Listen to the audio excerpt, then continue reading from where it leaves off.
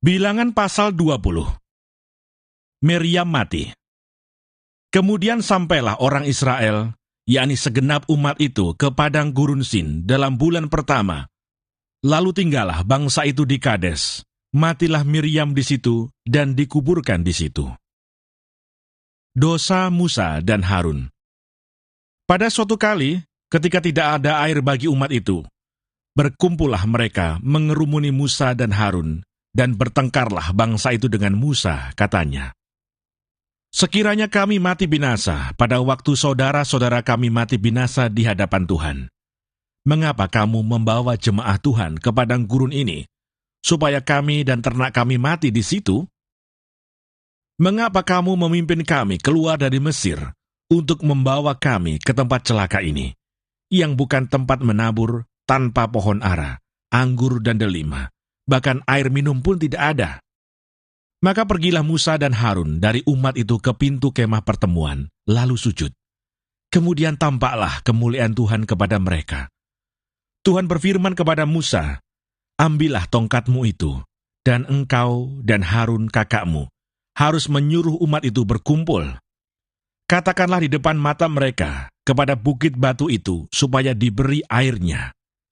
Demikianlah engkau mengeluarkan air dari bukit batu itu bagi mereka, dan memberi minum umat itu serta ternaknya." Lalu Musa mengambil tongkat itu dari hadapan Tuhan, seperti yang diperintahkannya kepadanya.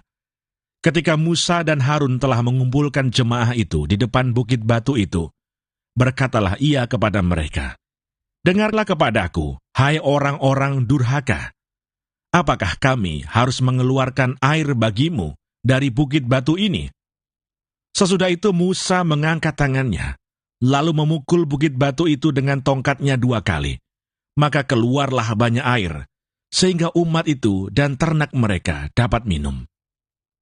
Tetapi Tuhan berfirman kepada Musa dan Harun, "Karena kamu tidak percaya kepadaku, dan tidak menghormati kekudusanku di depan mata orang Israel, itulah sebabnya kamu tidak akan membawa jemaah ini masuk ke negeri yang akan kuberikan kepada mereka. Itulah mata air Meriba, tempat orang Israel bertengkar dengan Tuhan, dan ia menunjukkan kekudusannya di antara mereka." Edom menolak permintaan orang Israel melalui negerinya. Kemudian Musa mengirim utusan dari Kades kepada Raja Edom dengan pesan, "Beginilah perkataan saudaramu Israel. Engkau tahu segala kesusahan yang telah menimpa kami, bahwa nenek moyang kami pergi ke Mesir, dan kami lama diam di Mesir, dan kami dan nenek moyang kami diperlakukan dengan jahat oleh orang Mesir, bahwa kami berteriak kepada Tuhan, dan ia mendengarkan suara kami, mengutus seorang malaikat dan menuntun kami keluar dari Mesir.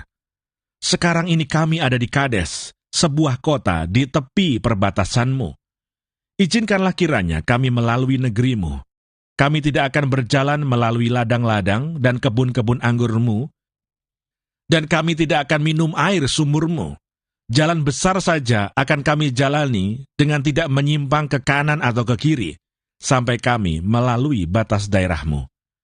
Tetapi orang Edom berkata kepada mereka, "Tidak boleh kamu melalui daerah kami. Nanti kami keluar menjumpai kamu dengan pedang."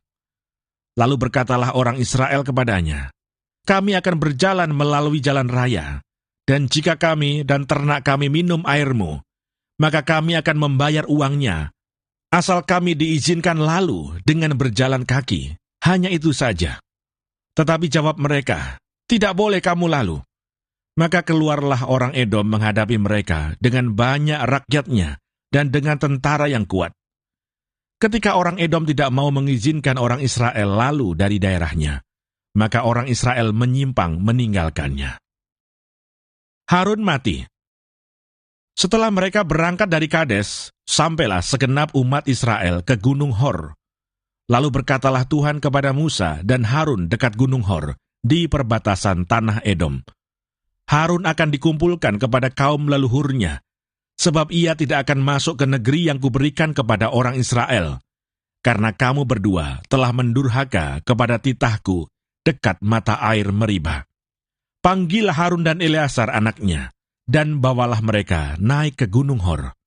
tanggalkanlah pakaian Harun, dan kenakanlah itu kepada Eleazar anaknya. Kemudian Harun akan dikumpulkan kepada kaum leluhurnya dan mati di sana. Lalu Musa melakukan seperti yang diperintahkan Tuhan. Mereka naik ke Gunung Hor, sedang segenap umat itu memandangnya.